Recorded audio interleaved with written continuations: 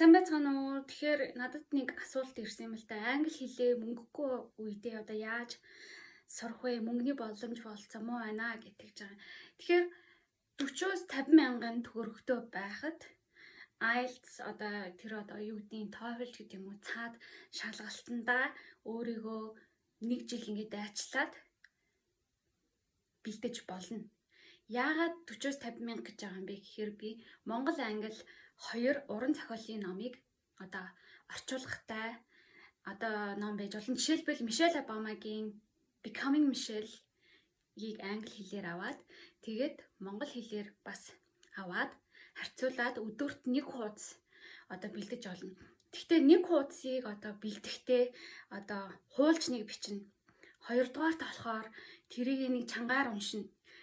Одоо эрүү хэл амныхаа одоо дуудлагыг зөвшөөрүүлж амныхаа хайрцгийг хэлнийхаа булчинг ингээд үгээ англи үгээ уншиж сургаж байгаа. Гуравдугаарт шинэ үгнүүд чинь монгол англиараа утгаараа орчуулагдаад ирэхэд одоо яаж орчуулагдах нь вэ? Ямар одоо өгүүлбэрт яаж ордог юм бэ гэдгийг харчна. Дөрөвдүгээрт хуулан бичлэг хийж авах үедээ дүрм маань одоо яг яаж бичигдэх нь үү гэд бичлэлтэй бас ингээд сурж олно гэсэн үг. Тэгээд ерөнхийдөө дараа нь бол яг Мишель Обамагийн харилцан ярианы тэр уран зохиолын номон донд чинь харилцан ярианы бас хэсгүүд гарна. Тэгэхээр тэрүүгээр нь одоо юу гэдэг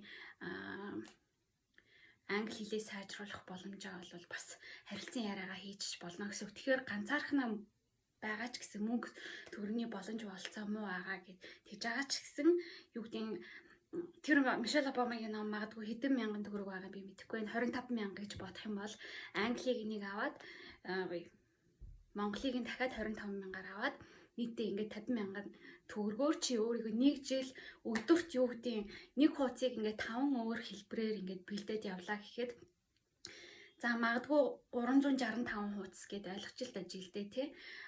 Зарим өдөр нь магадгүй 2 хуудсыг эрч хүчтэй байгаад 3-4 хуудсыг давтаж хийх боломжтой болцоотой байлаа гэж байгаа тийм. Гэтэл зарим өдөр чи юу гэдгийг баяр наадамтай ёслолтой ерөөсөө хийхгүй алгасаж болно гэсэн үг. Хамгийн гол нь яг тэр номоо тууштай өөртөө сонирхолтой сэдвийн одоо ном байж болно. Магадгүй залуус маань болохоор одоо